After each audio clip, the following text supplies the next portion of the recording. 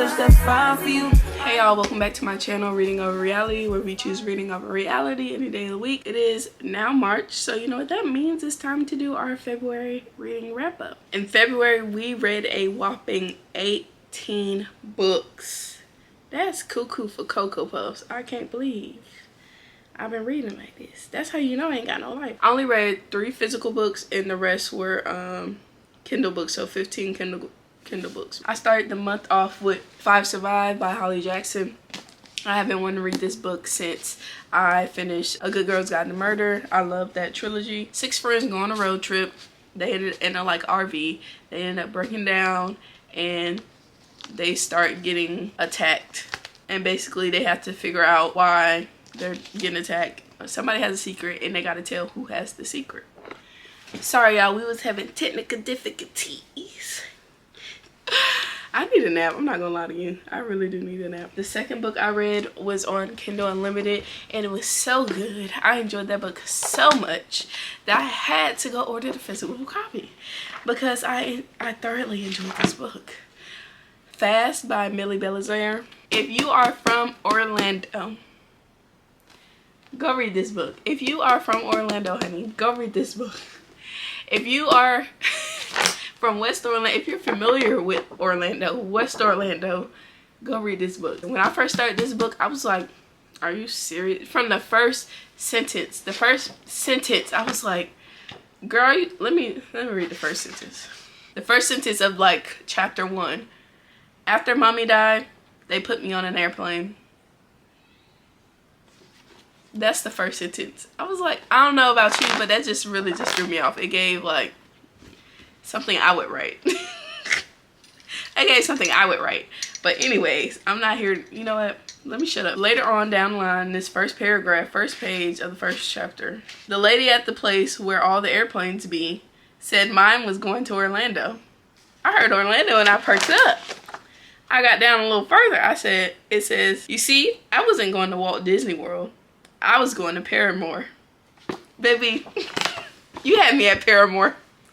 You had me at Paramore, okay? Because I was like, Paramore? You going where? Where who? I said, where?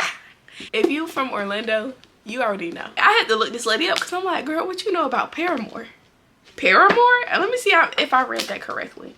She had me at Paramore because I was like, oh, now I got to see what's going on, okay? I got to see what she talking about. Y'all, but it is kind of sad. And it is a good book though. A girl, her mom dies and has to go live with her grandmother and uncle at 8 years old that she has never been around and doesn't know whatsoever. And something traumatic happens to her and she develops OCD. But there's a little boy across the street from her that she ends up getting real close to. It talks about like her around the age of 8, and then it talks about her at 16. She gets put back in a bad situation around the age of 16, but now she has that boy that is her best friend, and then it talks about them at like 30 something, I think, or something like that. It's a good book. It really is. I will say I did not enjoy the writing that much, but I was able to get past it just based off of the story. You could tell this lady, this Millie Belizaire, is from Florida, baby. She's a Florida baby, Florida baby, Florida baby. Next up, I read If Only I Had Told Her by Laura Nowlin. This is the second book, the sequel to If He Had Been With Me. If you know, you know. This is a very controversial book. Either you love it or you hate it. I happen to love it because it was my first actual sad book where there was not a happy ending. And it broke my heart, okay? If you weren't sad, cool. You're heartless. But anyways, I'm not judging. Don't judge me. Okay, I cry like a baby. Mind your business. I will say I was a little bit disappointed. She could have put this in the first book. She really could. This could have been in the first book. And one of them characters, who asked you for that? Who asked you for their point of view? I really want to know. That she could have took that point of view out and put the rest of this. She could have made the book a dual POV until the not so happy ending, and then got the rest. I ain't gonna tell these people how to write their books, but next up after that, I was like, let me get back in my Kindle era. I got into my Gray Huffington era, okay? I read Peace and Quiet by Gray Huffington on my Kindle. I'm not gonna lie to you, that book was like, it took me less than like 30 minutes to read it. It was really a novella, but I'm still gonna put it on this list. If you were like in between reads and like, let's say you just finished a very long book, a very plot heavy book, a very intricate book. If you just been reading like longer books and you just want to break something quick and easy, but you really don't feel like starting another book, I would recommend, if you're, and this is urban fiction, so if you're into urban fiction, which I highly recommend to any and everybody, go read urban fiction. A guy and a girl who meet.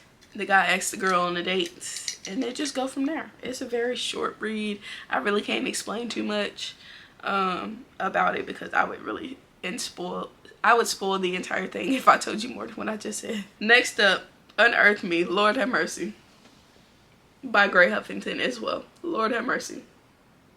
Basically, it's urban fiction's version of 50 Shades of Grey.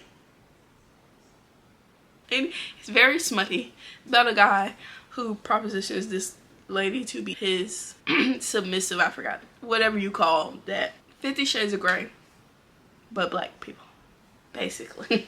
Next up, I read Wide Open by Tanzania Glover on Kindle Unlimited. Honestly, it was another like little 30-minute read. That was literally an excuse to write porno. Do you? But I'm not judging. I'm just saying that's what it was. That was 30 minutes of porn. It's about a girl who she makes a bet. Her dad is like a football coach and they're rich. She places a bet on a game, loses. She don't got the money. The person that she bet with is one of them. So somebody else puts the money up for her and requests her time in order to like pay him back. I feel like I was supposed to be giving y'all rates for these books and I have not been. I'm going back, y'all. I'm sorry. 3.5 stars. 2.5 stars actually. Sorry. 5 stars, but I would very much so understand if anybody else gave this like 2 stars. But it was 5 stars for me. Peace and Quiet. I can't rate that, honestly. Unearth Me. Can't rate that. Wide Open. Can't rate that. After that, I was like, all right, I'm out of my Kindle era and now I want to read an actual book again. Yeah, I was like, I'm out of my Kindle era. I want to read a physical book. I'm ready. This book has been on my TBR for a long time. I'm ready to get it off. I read The 7-Year Slip by Ashley Poston. I give this a 3-star. It was cool to read. People talk about this book so much. I had higher expectations for it. It's a magic apartment where time slips 7 years. I don't know how to explain it. You really just gotta read it. It's a 7-year time slip, literally. That is what the book is about, in a apartment. It was kind of disappointing for me based on how hype it was, but you might like it. Next up is a series that I have been wanting to read for a long time because, one, before I started reading, I did not know that this was a book series, and if I knew that, I probably would have read this a long time ago. I'm gonna clump this series all together. It's a trilogy. I read them all straight through back to back. The Darkest Minds trilogy by Alexandra Bracken. There is a movie adaptation of the first book. The main character is Amanda Stenberg. Y'all, let me just say, I'm pretty sure these books are YA.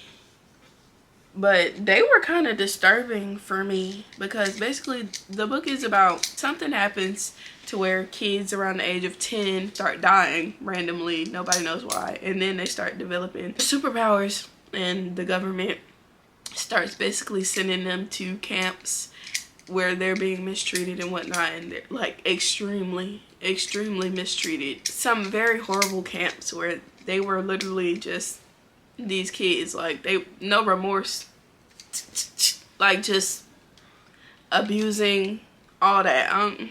Anyways, it's a good trilogy though, but I will say it was very graphic for it to be YA, and I'm not, maybe I'm weak-minded or something, but baby, I was like, I don't know if I want to keep reading this, because what do you mean? Like, the movie was not as dark as the book was, and I can understand why. I give this trilogy as a whole, which is the first book is The Darkest Minds, the second book is Never Fade, the next book is In the Afterlife, and I'm pretty sure there is a novella as well as a fourth book, but it's a spin-off book. It's about one of the characters in this trilogy, but I did not read that because I didn't care. I would give the series 3 stars. It was cool. The next book I read is My Choice Is You by Mel Dow on Kindle.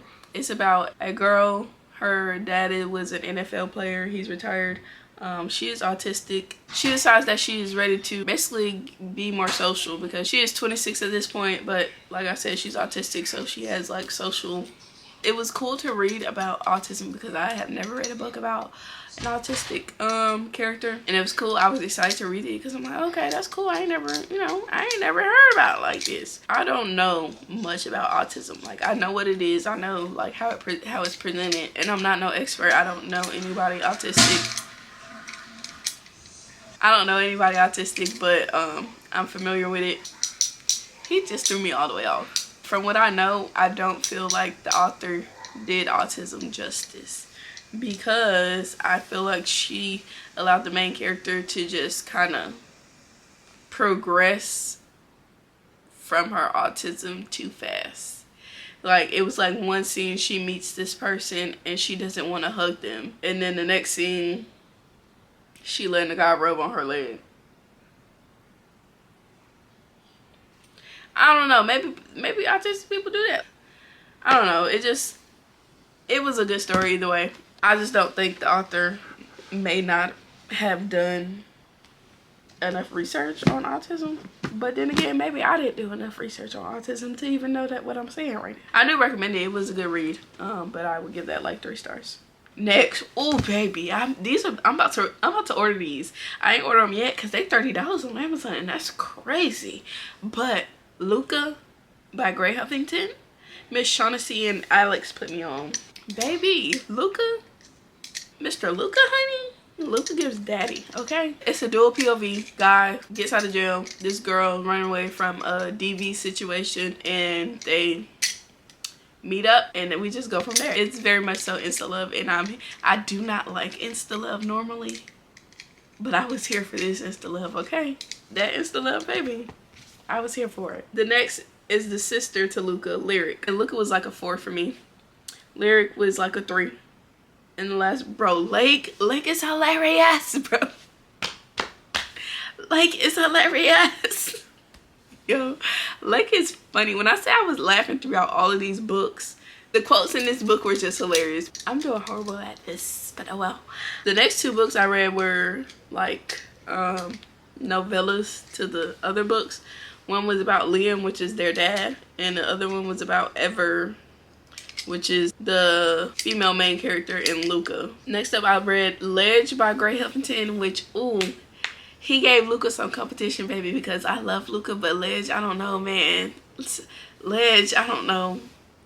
And both of these, Ledge and Luca's book, both have children involved, and I think that's really what drove me. There's children in all of the books, actually, but Luca and Ledge's books, I don't know. Them 2 did something to me, baby. I don't know if Ledge and Luca, I don't know, they're just like teetering around each other for me as far as my favorite. But Ledge was a 4 as well.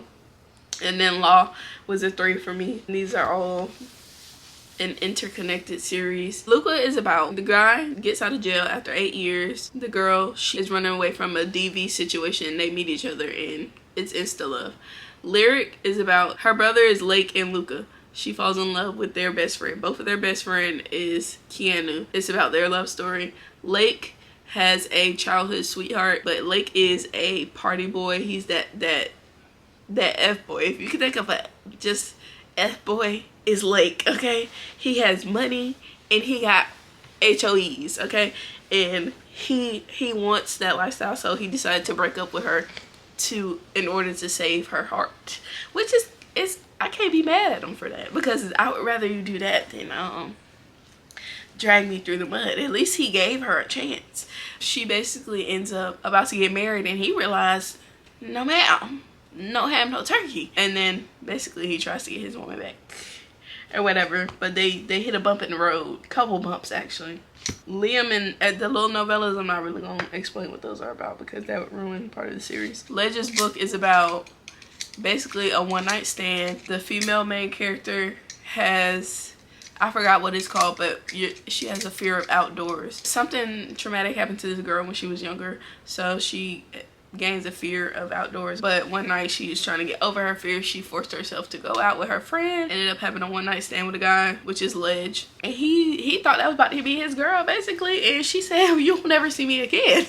8 months later, they see each other in Target, and she's 8 months pregnant. You can imagine where the story goes from there. Ledge is that guy. Law is another F-boy. He got money, and he got HOEs, and that's the lifestyle he lives. Clue is a stripper. She loves her life as a stripper. She is not for love, but Law decides that he is for Clue, so he's pursuing her. And yeah, that's what that one's about. Next up, the author made a video on TikTok, and I was like, let me go read it. Capo by Jessica N. Watkins on Kindle Unlimited. It's about a guy and girl. They ended up going to Freaknik and meeting each other. They end up realizing they're from the same city. The guy had literally just inherited a drug organization. He messes up their relationship, but they end up having kids together, and then years later down the line, they're both older and decide, you know, they want to try to work through their issues or whatever. That one surprised me at the end. I wasn't ready for it, and I'm kind of upset with it. I would give it a 3.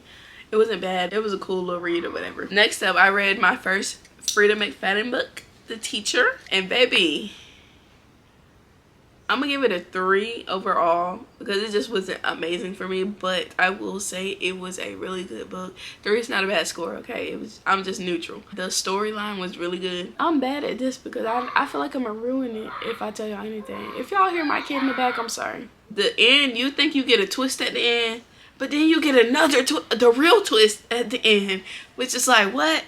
Man, I don't know. That book went crazy. The ending, like, the way she interconnected everything at the end, crazy. Like, it's stuff that, and I predicted some of the things during my read, but I'm like, yeah, I'm predicting this book. Oh my gosh, it's gonna be whatever. No, baby. There's something you won't predict. Something you won't see coming. I don't know. Maybe I'm just... No, I feel like nobody saw that coming. I'm sorry. If you said you saw that coming, you're lying. I'm about to get into Frida. I've been waiting to read The Housemaid, waiting on my friend. But she procrastinating. We trying to buddy read, and she ain't trying to buddy read. Next up, girl, this was... Child.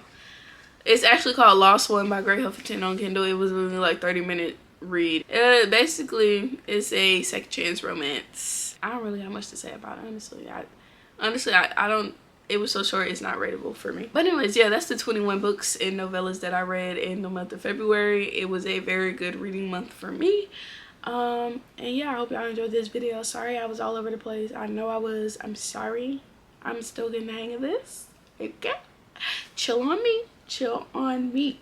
Like, comment, subscribe. Come back for more videos. I'll get better, I promise. Thank y'all for watching. Bye.